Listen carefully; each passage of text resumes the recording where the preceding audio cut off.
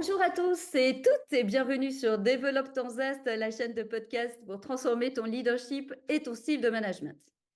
Bonjour, je suis Martine Chaillet, je suis coach de dirigeants, d'équipe et d'organisation. Je suis aussi cofondatrice de eRise Coaching et membre de Hello Coaching. Et aujourd'hui, j'ai le plaisir d'accueillir Armel Vrac. Bonjour Armel. Bonjour. Et Armel Vrac, tu es donc, je lis, tu es photographe, vidéaste et aventurier. C'est bien ça? Ouais, c'est ça, c'est exactement ça. Et plus si affinité, mais en tout cas, c'est déjà pas mal. Et aujourd'hui, nous allons parler de, alors c'est un thème qu'on avait décidé il y a pas mal de temps, mais qui est bien d'actualité en tout cas, c'est progresser en milieu incertain. Hein, c'est Oui, ça, tu donnes des conférences d'ailleurs hein, sur ce oui, oui. sujet-là. D'ailleurs, c'est l'idée de venir, oui, conférence en certain. Je vais peut-être passer à l'Assemblée aussi. Ça serait une bonne Besoin, idée. ils ont peut-être besoin. Ok, Armel, pour commencer, est-ce que tu peux nous en dire plus sur ton rapport à l'incertitude, hein, quel est-il et peut-être est-ce qu'il a évolué en fait au cours du temps? Euh, alors déjà, mon rapport à l'incertitude, il a fallu que j'y réfléchisse au fil des conférences parce que je faisais des Ouais. donc, conférences sur l'incertitude, le milieu incertain. Et puis je me pose les questions à chaque fois, donc par rapport à mes conférences, est-ce que j'amène comme réponse moi-même à des questions? Hmm. Et ainsi, je réfléchis, donc c'est un petit peu la boucle.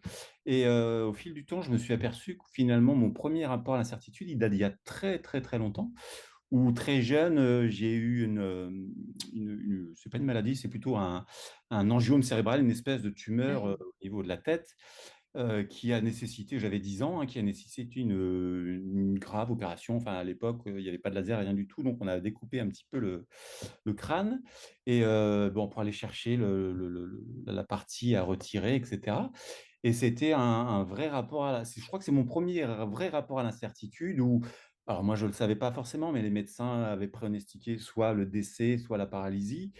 Et mais moi, je me souviens de tous ces regards, des gens qui me regardaient. Je me demandais pourquoi, qu'est-ce qu'ils regardent. Quand je me suis relevé la première fois après l'opération, ils me regardaient marcher, mais moi, je n'avais pas compris que, bah oui, tiens, il marche, c'est bizarre. Et Waouh. voilà, et donc, voilà, c'est un vrai, je crois que c'est mon premier rapport à l'incertitude, quelque chose qui a été très vite, enfin, qui a duré longtemps, mais qui dans ma tête était très, très vite. Et ça, je crois que c'est mon premier rapport à l'incertitude. Donc 10 ans en fait, hein, c'est Ouais, ça? c'est ça, oui, Hmm. oui. Alors, c'est pas volontaire pour le coup. Non. Et, et puis le deuxième, après, c'est des événements de vie, c'est que j'avais toujours cette envie de. Alors, j'habitais à la mer, Hmm. plutôt sur les côtes. Et par contre, moi, c'était la montagne qui m'attirait, le blanc, l'aventure. Et j'ai demandé à être chasseur alpin. J'ai tout fait pour l'être. Je Hmm. suis devenu chasseur alpin. Et la chanson, enfin, ceux qui n'ont pas fait leur service militaire ne sauront pas, mais en tout cas, pour tous ceux qui l'auront fait, il y a on chante quand on est militaire. Donc, et le chant du bataillon s'appelait Démarrer par la route vers l'inconnu et toujours bienvenue. Et ça a toujours résonné depuis, hein, c'est quelque chose qui est resté avec en tête, la route vers l'inconnu, l'incertitude, Hmm. toujours bienvenue quelque part. J'aime bien cette phrase, la route Et, vers l'invenu est toujours la bienvenue. voilà, et ça m'a marqué, finalement. Et bah, marqué, bon, j'avais déjà ce rapport, on va dire, plutôt positif avec l'inconnu. Ça ne me faisait pas plus peur que ça, mais en fait, ça a un petit peu continué à influencer Hmm. ma vue sur l'incertitude, en tout cas.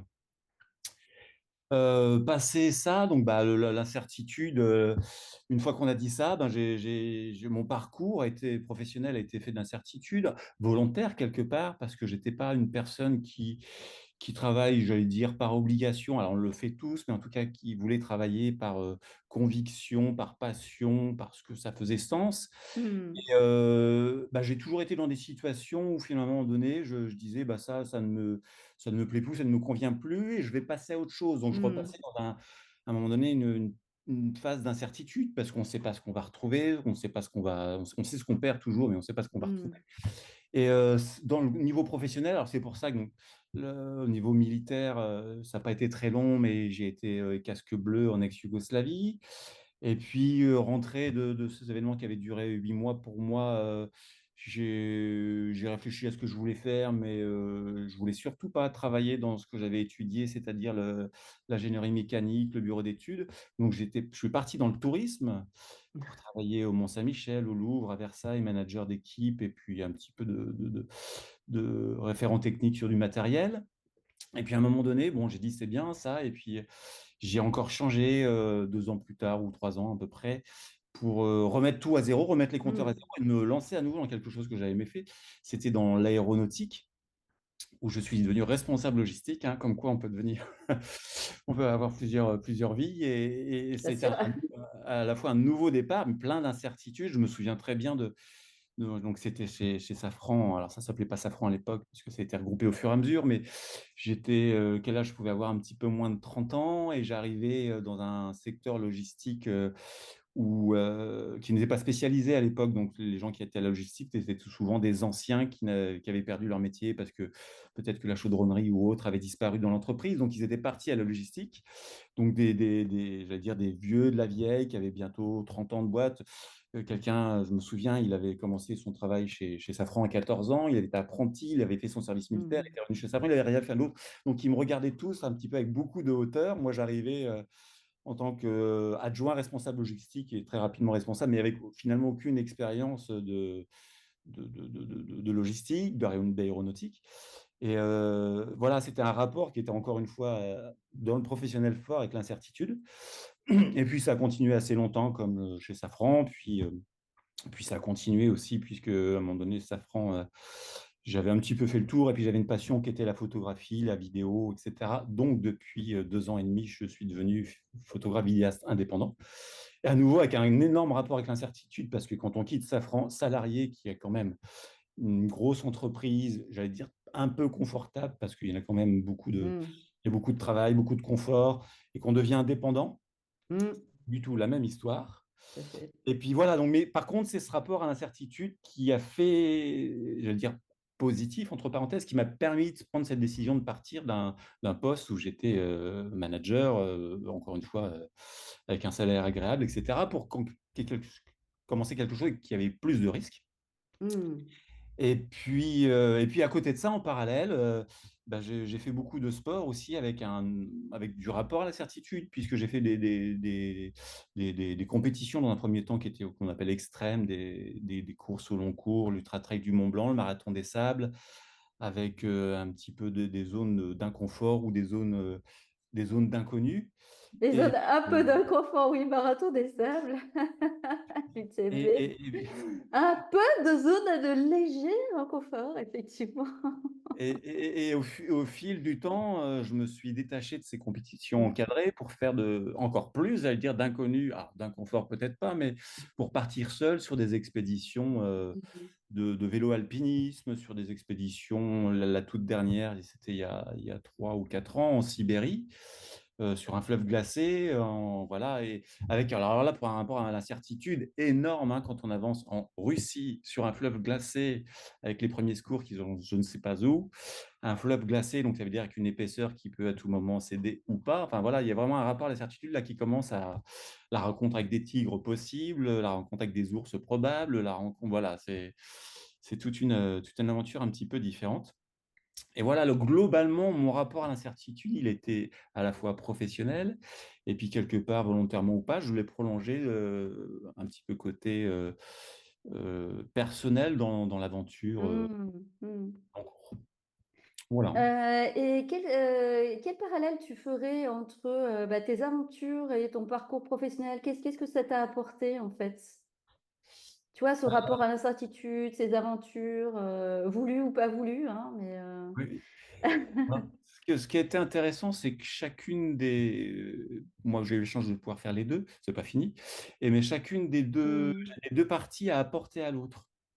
mmh, J'entends par là, sur des grosses expéditions, par exemple, très dernièrement, alors la plus grosse qui était en Sibérie, la gestion du risque, quelque chose qu'on retrouve dans l'aéronautique forcément, où bah, finalement, ce que j'avais appris en gestion de risque, de comment gérer les risques, m'a servi pour anticiper les risques que j'allais prendre en partant au bout du monde en Sibérie. Et d'un autre côté, c'est cette gestion de risque que j'ai fait pour la Sibérie m'a servi, m'a enrichi mes connaissances du risque et de gestion de risque pour le travail professionnel. Je vais donner un exemple concret. Mmh. Pour aller donc sur ce fleuve, la Glacée, j'ai travaillé avec une petite équipe et par exemple, j'avais une tente, un duvet, peu importe, du matériel, et on s'est posé les questions. Enfin, eux m'ont posé les questions suivantes que je n'avais pas forcément en tête, mais ils m'ont dit si tu perds ton duvet, il brûle ou tu le perds, il tombe dans l'eau, qu'est-ce que tu fais? Et là, c'était vraiment de la gestion de risque, au dire ah bah oui, ça Mmh. c'est un Mmh. risque. Bon, gestion de risque, je prends un deuxième duvet. Bon, bah, c'est bien, ça pèse lourd, c'est pas terrible. Je le fais sécher, bon, bah, etc. Et bon, ok, supposons qu'il y ait une solution. Souvent, dans le milieu professionnel, on dit bah oui, le risque c'est ça, on va le mitiguer, en tout cas l'atténuer, voilà, en français. On va prendre un deuxième duvet ou on va Mmh. prendre. Et là, on allait plus loin, c'est ok, si tu prends, si tu veux le faire sécher, comment tu vas le faire sécher? Mmh. C'est-à-dire ne pas découvrir le moment venu, si le risque s'avère, comment faire? Parce que la solution, effectivement, on l'a imaginé, c'est avoir un deuxième duvet ou peu importe la solution. Là, on allait jusqu'au bout. Bah oui, alors effectivement, si ça arrive, bah, qu'est-ce que tu vas faire? Ah bah oui, si ça arrive, ah bah, il faut que, par exemple, si c'était moi qui étais tombé dans l'eau, bah, que je me roule dans la neige, etc.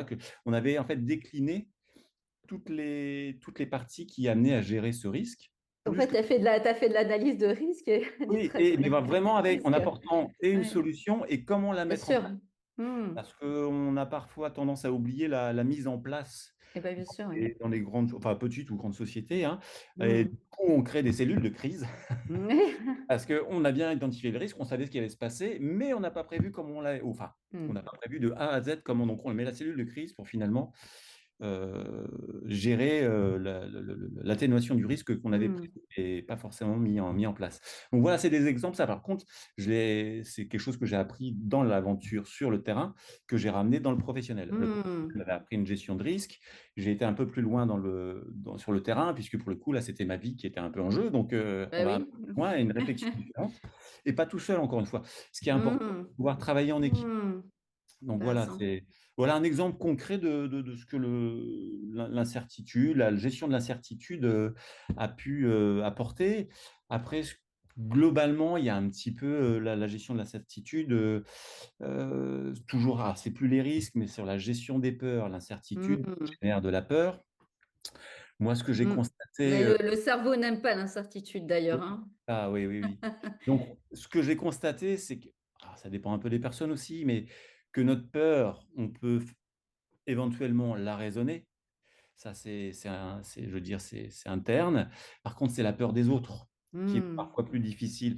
Je refais le parallèle avec l'aventure en Sibérie parce qu'elle a été un peu marquante pour ma famille également. Mais à un moment donné, c'est mais attention, qu'est-ce que tu vas faire? Il y a Mmh. des ceci, il y a des cela. Effectivement, de l'extérieur, les personnes de la famille ou autres vont revenir souvent tous ces dangers, sur tous ces dangers. À un moment donné, et on le vit dans la vie de tous les jours où les médias Mmh. nous remettent tous les dangers ou tous les problèmes. Et finalement, c'est plus nos peurs, c'est la peur des autres. Mmh. C'est intéressant, ouais. Et ça, Mmh. c'est la gestion de la peur Mmh. des autres qui est très Mmh. importante pour gérer l'incertitude. Si on n'arrive pas à se débarrasser de la peur des autres, finalement, parce que déjà la sienne, il faut la gérer, mais alors si en plus il faut gérer la peur de tout le monde, ça devient plus possible et on ne bouge plus. C'est un grand facteur, j'allais dire, d'immobilisme, entre C'est parenthèses. très, j'étais justement en train d'y penser, effectivement, hein. C'est que moi, j'ai fait la parallèle quand on est parti en Asie. En fait, on était tellement dans l'envie, parce que l'envie, en fait, c'est comme deux pédales, hein, une pédale d'accélérateur, une pédale de frein. Donc, l'envie va nous permettre d'aller au-delà des peurs, des incertitudes, enfin, de gérer les incertitudes. Par contre, bah, les autres, en fait, qui ont pas forcément cette envie, voient que les risques et viennent nous contaminer quelque part, en fait, avec ces peurs-là. Et du coup, le risque, c'est qu'à un moment, soit ça s'équilibre, envie et incertitude et peur, et à ce moment-là, on fait rien, soit ça s'inverse, et à ce moment-là, on décide de plus tenter l'aventure. C'est Mhm. intéressant ce que tu dis, hein. Ouais. Et du coup, comment tu as géré ça, toi, de ton côté? Bah, alors, quand c'est à un moment donné, bah, il faut savoir s'isoler. Alors, quand c'est des proches, bah, à un moment donné, c'est leur expliquer, enfin, des proches ou des amis, de la famille, mais en tout cas, Mmh. Ça peut être dans un contexte professionnel, mais forcément, c'est de savoir leur expliquer que finalement, on a bien compris leurs peurs, on a les nôtres, mais que ce qui nous, comment dire, ce qui nous explique, enfin, en tout cas, ce qu'ils essaient de nous dire, ne nous aide pas. Parce que c'est pas en nous disant que c'est dangereux, etc., que ça nous aide, hein, certainement pas. Ça c'est pas c'est les encouragements, ça marche mieux. Et finalement, bon, et puis après, ben, c'est finalement d'évacuer tout ce qui est, si c'est dans un milieu professionnel, ça va être d'évacuer toutes ces peurs. Alors, comment les évacuer? C'est pas toujours facile. Là, c'est plus du travail personnel, hein, mais c'est quelque part de mettre de côté, réussir de mettre de côté toutes ces avis qui vont être basés sur du négatif et de la peur. Si c'est dans du management, bah, c'est d'essayer de parler avec les personnes, leur expliquer. Mmh. Là, pour le coup, si c'est dans ces équipes, parce que ça peut marcher dans ces équipes, Oui, oui. ça va être un travail de manager, hein. Mmh, bien sûr. Là, pour le coup, hein, ça va être une approche, ça va être c'est de détecter déjà ces peurs qui peuvent apparaître et qui sont logiques, et parfois logiques et normales, hein. Et ça peut être très dangereux dans un groupe de travail, hein. Moi, je l'ai connu. Mmh. Une personne ou un personne va, on dit toujours, alors méchamment, parfois, moi, j'aime pas cette expression, la pomme pourrie, mais qui finalement, par ses peurs, va Mmh. les étendre et les Ouais, mais propager ça contamine, hein. Mmh. et contaminer. Et on peut se retrouver avec un groupe de travail qui était très dynamique et puis qui va finalement avoir peur de tout, qui n'ose plus et Mmh. voilà, et on va, voilà, et ça marche plus très bien. Alors, on arrivera peut-être au bout d'un projet, mais ça va pas être dans les meilleures conditions Mmh. et ce sera pas forcément au niveau qui aurait pu être atteint. Oui, c'est on va perdre en ambition Bah, c'est ça, oui, oui, oui. Et puis on va perdre en énergie parce que pour et en combattre, confort. voilà, voilà, c'est ça. Ouais. Donc, c'est assez, bon, c'est beaucoup de travail. C'est de la psychologie, il faut pas non plus. Je suis pas psychologue, hein, mais voilà, voilà une approche quand même d'échange et de base, hein, j'allais dire, d'échange avec ses équipes, d'échange Mmh. avec un manager, peu importe avec qui, pour remettre en perspective ce qui se passe et expliquer que c'est pas en essayer de voir pourquoi il a peur. Et on ne corrigera pas forcément ses peurs, mais en tout cas lui expliquer que ces peurs peuvent affecter le reste En de tout cas, l'équipe. faire exprimer les peurs parce C'est ça, qu'on se rend exactement. compte Et d'en parler. Oui, vraiment ouais, c'est ça, exactement. On se rend compte que quand, en fait, on fait exprimer les peurs et qu'on continue, hein, en fait, il y a 80 qui partent en fumée. Enfin, c'est quand je ça. dis 80, c'est, 90 souvent, voire plus, hein, donc il y a plein de choses qui est dans l'ordre du je sais pas, la peur de la peur de la peur. Ouais, ouais, ouais, c'est ça. Non, mais Et voilà. ensuite, il y a le cœur de la peur et en fait, quand on a le cœur de la peur, déjà, c'est plus une pelote de laine, toute enroulée, on ne sait pas, où avec pas de bout qui te sépare, tu sais? C'est comme les scotch aussi. Tu sais, quand tu as pas le bout, quand tu sais pas prendre le bout, c'est compliqué à gérer. Par contre, en fait, quand tu as, le truc, quand tu arrives à avoir le bout ou, quand tu démêles la pelote, bah, c'est plus facile, d'aller, traiter la pelote ou dérouler, ton rouleau de scotch, hein. Non, mais c'est exactement ça, ouais. Ouais. Toujours le Alors moi, là, ma première, bon, j'ai fait donc plutôt côté technique, moi, pour mon parcours, j'allais dire Mmh. scolaire étudiant. Mais il y a quelque chose qui m'a toujours marqué et que j'utilise, alors pour le coup, dans la vie personnelle de tous les jours, enfin tout le temps. C'était le pourquoi, en fait, Oui. on appelle le 5P, le pourquoi, mais ça marche pour énormément de choses. Oui, tout à fait. Les 5 Tiens, pourquoi. pourquoi mon ordinateur marche plus? Bah, pourquoi la prise est débranchée. Bon. Ça marche pour, donc j'ai fait quelque chose, ou pourquoi il m'est arrivé ça dans la rue, et sans aller non plus chercher. Mais voilà, il y a de fortes probabilités qu'en faisant le pourquoi, on arrive à trouver des réponses. Ah bah voilà, ou pourquoi des fois même, d'un ressenti ou par rapport à quelqu'un, on peut être comment dire? Se mettre en arrière. Et moi je réfléchis souvent à ça et je me dis: «Mais pourquoi? Pourquoi? Alors qu'est-ce qui me gênait ce jour-là? Ou qu'est-ce qui me» et voilà, de réfléchir pourquoi, et ça permet d'évoluer parce qu'effectivement, si Mmh. on ne trouve pas le pourquoi, bah, on reste sur des mauvaises bases et ça permet pas vraiment de progresser, hein, la compréhension des autres et de soi-même aussi. Ça c'est assez important, hein. Donc en fait, si on reprend mon analogie, en fait, à travailler sur la pédale de frein en essayant de ease la pédale de frein, hein, avec, l'analyse des risques, hein, et jusqu'à, du coup, qu'est-ce qu'on fait si ça arrive, hein, en visualisant, hein, ce que tu ferais. Donc, tu voilà, tu apprivoises finalement, l'incertitude, hein, et puis voilà, aussi, apprivoiser les peurs, les tiennes, mais aussi, celles du groupe, Ouais, hein, ça, c'est oui, oui, 2 nos grands grands parallèles que points. tu Puis peux après, faire. si on devait continuer forcément, parce que Oui.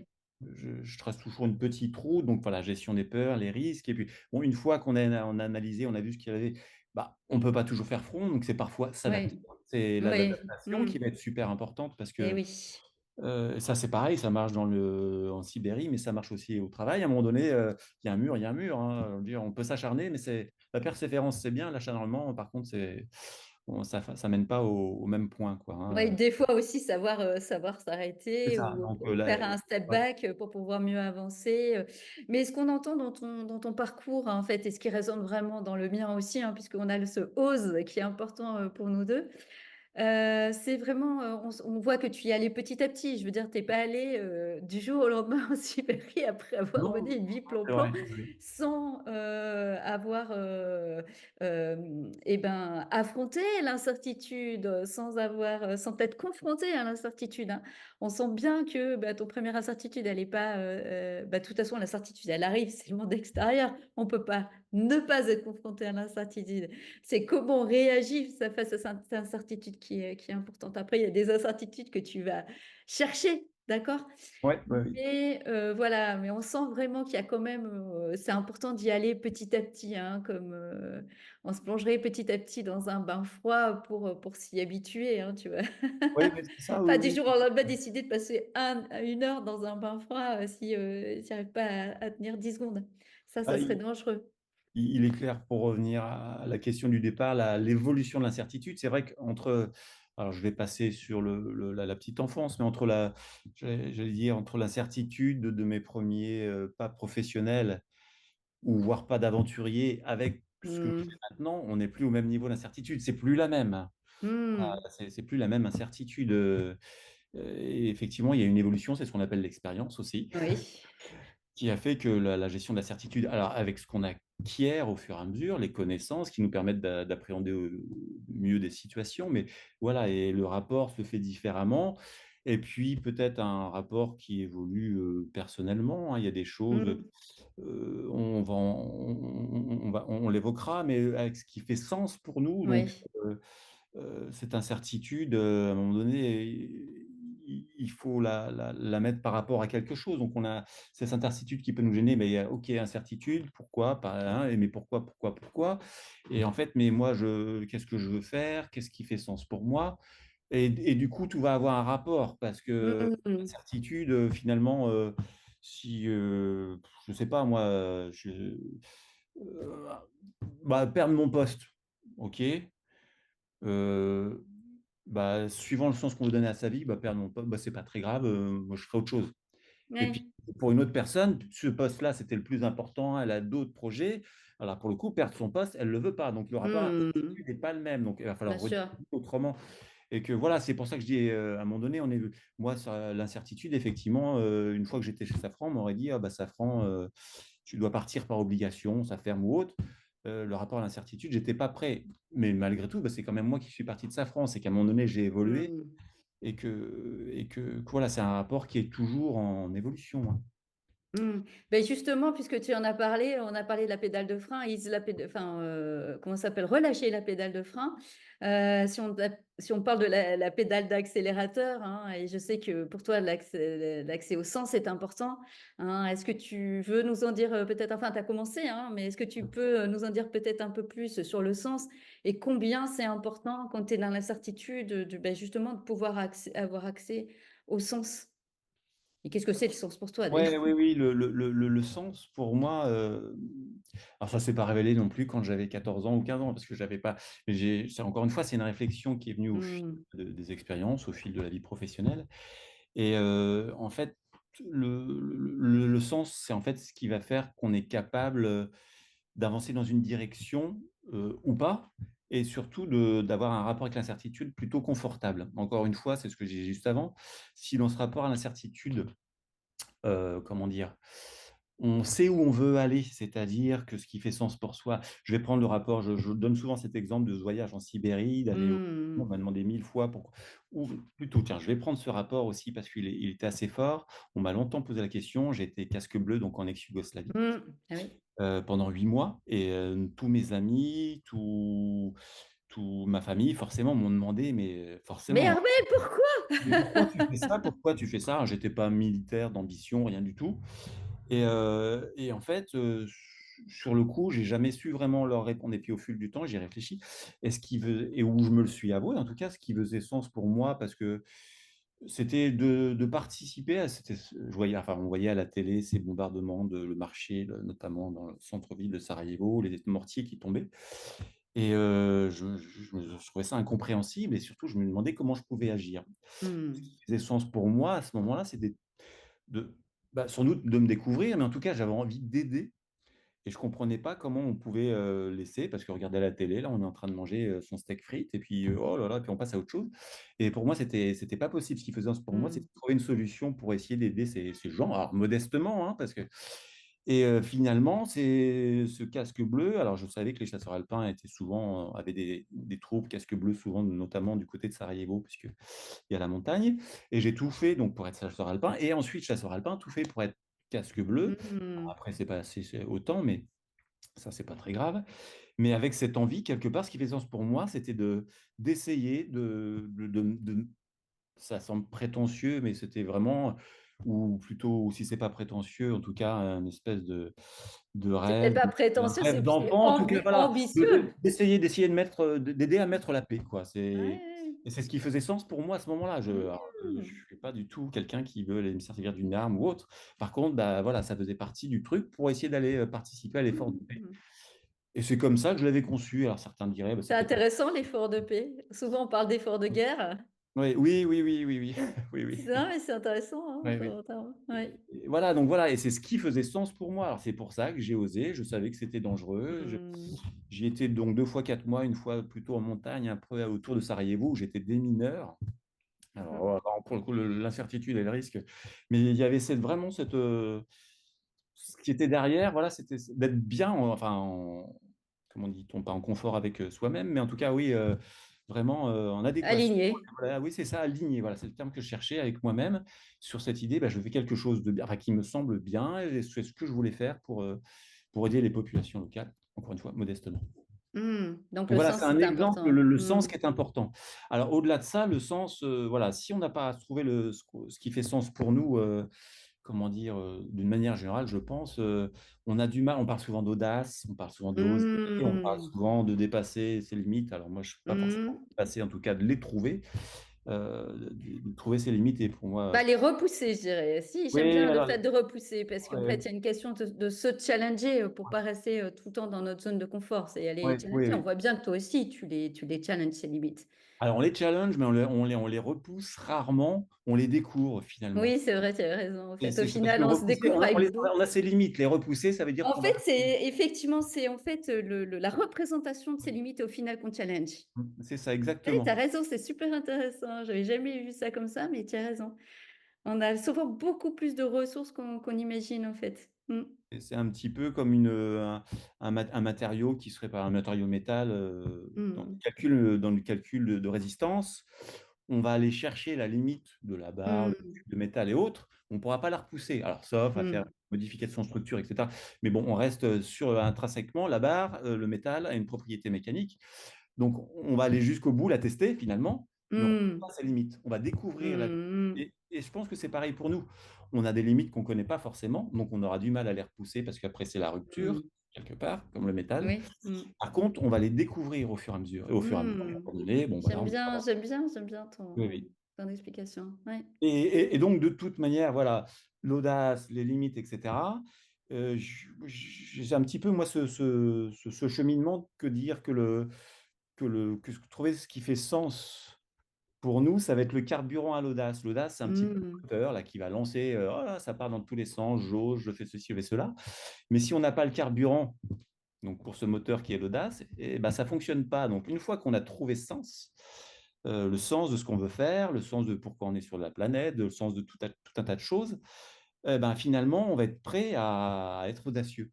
Mais je Mmh. pense que c'est la première étape, le sens. C'est pour ça que j'insiste beaucoup, moi, sur le sens, d'essayer de réfléchir de pourquoi on est là, pourquoi on fait quelque chose. Alors ça, c'est un peu hein, comme l'incertitude, hein, ça peut évoluer tout le temps, tout le temps, tout le temps. Hein, le- Mmh. c'est pas quelque chose de fixe. Mais en tout cas, d'y réfléchir de temps en temps, de se dire, mais en fait, Ce que je fais là, est-ce que ça a du sens? Alors, est-ce que ça a du sens généralement, mais est-ce que ça a du sens pour moi? Oui, non et ensuite, bah, oui, non, après, ben, il faut en tirer les conclusions et ce que je dirais après, bah, on revient un petit peu, tout est lié, hein, le rapport avec l'incertitude parce que si la réponse est non, soit dans la position où on est, on peut se réorienter et retrouver quelque chose qui fait sens, soit, bah, il faut changer des choses et là, on retombe sur un rapport à l'incertitude, hein, la boucle est finalement, c'est une grande boucle et où ça tourne un petit peu, donc il faut à chaque fois réfléchir, mon rapport à l'incertitude, est-ce que j'ai du sens, pas du sens, et cetera et mais de détecter le sens, va nous permettre d'avancer. Ça, c'est une certitude. Sans Mmh. sens, on risque d'arriver au travail tous les matins, bon, à vouloir prendre le café déjà, puis un deuxième, un troisième, et puis bon, bah, faut que j'y aille, c'est pas très agréable. Et est-ce que tu as trouvé, enfin, où est-ce que tu en es, de la découverte de ton métasens, toi?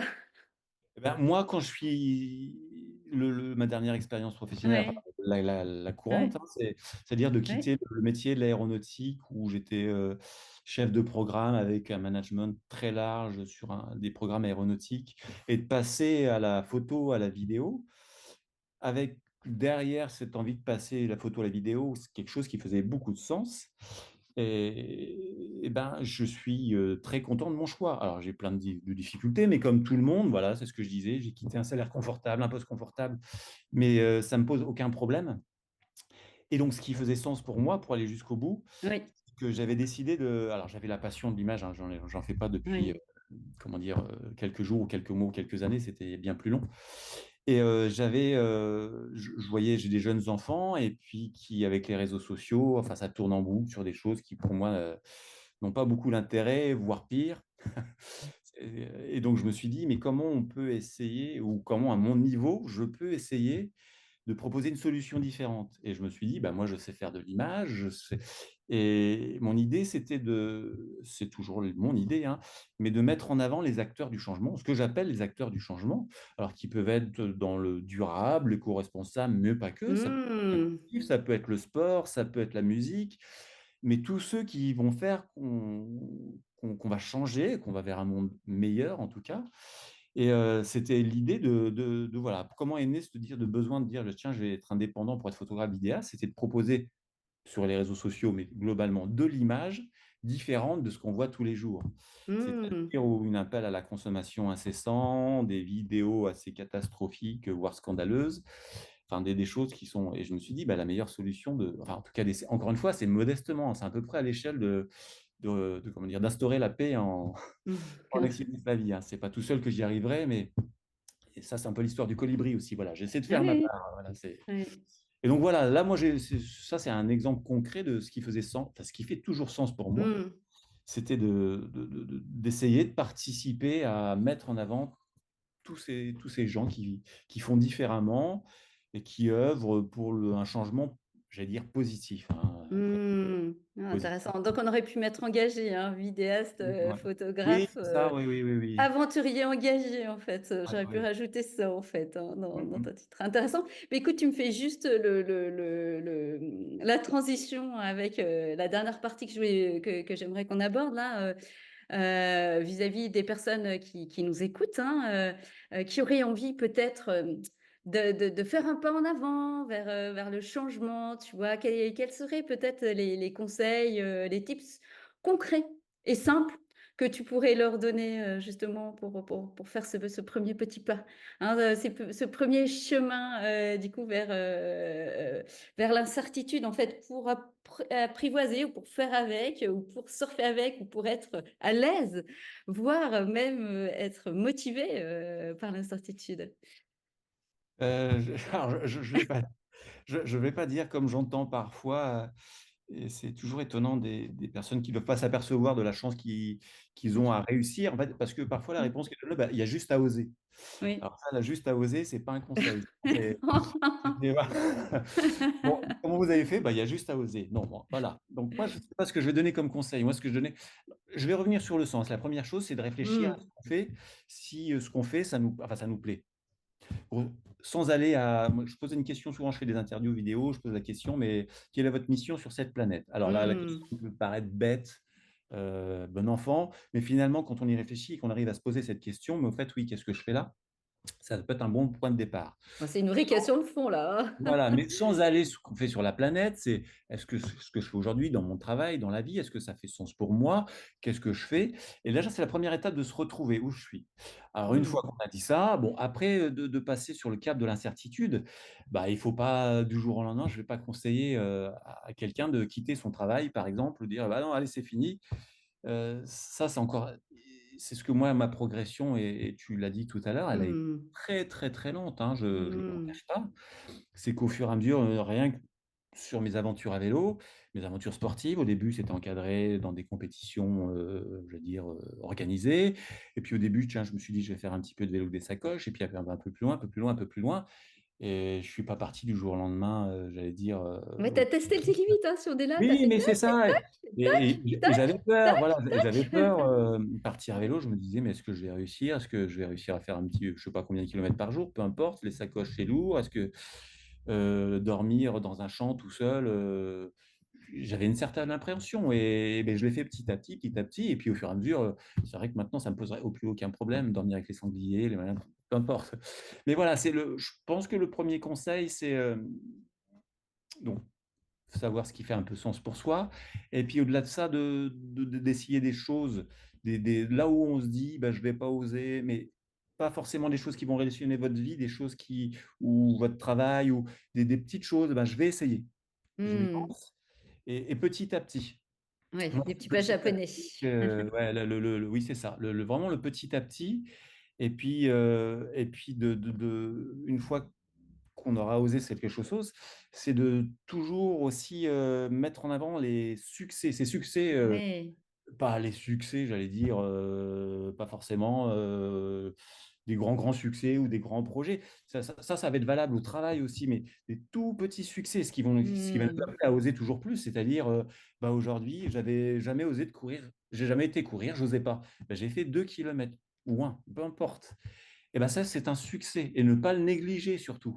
Ça va être tous ces petits pas. Alors ça peut être dans le travail, et ben aujourd'hui, je sais pas, j'avais jamais, ça pourrait être un logiciel, mais ça peut être un courrier. J'avais jamais écrit à telle personne ou j'avais pas fait de courrier ou j'avais pas utilisé un logiciel. Bah, aujourd'hui, tiens, ce logiciel, j'ai essayé dedans, j'ai fait une présentation, elle sera sans doute pas parfaite, mais peu importe, j'ai essayé, j'ai fait, c'est un succès. J'ai déjà franchi cette étape. Et vraiment alors après, mais c'est du pas à pas et de toujours se remettre en perspective par rapport à ce qu'on a fait et de célébrer ces petites réussites. Et ça, en fait, ces réussites vont créer une espèce de joie, hein, finalement, Oui, oui, qui nous interne, entraîne et dans nous la réussite, entraîne et ouais. ben, nous entraîne à essayer toujours un petit peu plus parce que, Mmh. encore une C'est du fois, c'est du carburant ça aussi, hein. Tu as parlé du mais c'est sens, ça, mais la exactement, ouais, oui, joie, oui. la fierté, qu'on ressort, de nos réussites, même si elles sont petites enfin, il y a pas de petites réussites, en fait, au Mais c'est fond. ça, Il y a que des exactement. réussites, hein, c'est du carburant aussi pour continuer à oser, en fait, hein. Et ne surtout pas, voilà, négliger ces petites voilà. Moi, j'aurais dit, après chacun va avoir midi à sa porte, mais commencer petit à petit et surtout ne négliger aucune réussite. Les Mmh. petites réussites sont des réussites. Elles ne sont pas petites, Exactement, il y ce a pas sont des des petites, il réussites, y a que des voilà. réussites. Exactement. Et ça fonctionne beaucoup, alors pour le personnel en tant que pour, enfin, je vais dire du côté personnel pour avancer, ça marche beaucoup aussi au travail, pour les managers, pour tout un tas. Voilà, c'est l'avancée, j'allais dire ce qu'on dit souvent, hein, c'est entretenir les situations de succès, hein, finalement. Mmh mh. Parce que finalement, si on se dit bah, je suis nul, je suis nul, je suis nul, c'est compliqué d'avancer.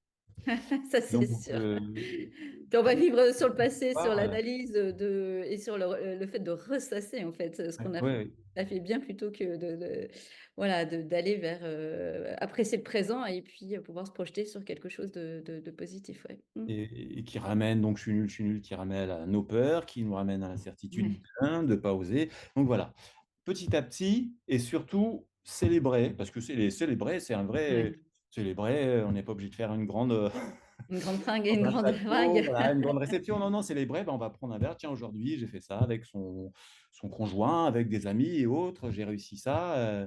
Je suis super content. Bon, ça pourra paraître, peut-être que les autres personnes diront, bah, tiens, oui, ben oui, mais non, mais c'est pas grave, c'est vous, vous êtes content et montrez-le que vous êtes content d'ailleurs. OK, bah, écoute, merci Armel, le temps est passé super vite. Un grand merci à toi, pour ce précieux temps, passé, ensemble. C'était Armel Braque, donc je mettrai en fait peut-être, tu as un site web, quelque chose comme ça, que J'ai je un peux mettre dans. site web, pardon, pour la photo, enfin pour mon métier photo, surtout OK, photo. bah, je le mettrai du coup, Voilà. dans la vignette en fait, sur LinkedIn. Donc, c'était, Armel Braque et Martine Chaillet et si vous avez aimé ce podcast et ben, n'hésitez pas à vous abonner à notre chaîne de podcast et à ma chaîne YouTube. Merci à toi Armel et merci à tous ceux qui nous ont écoutés. Merci Martine. Au revoir. Au revoir.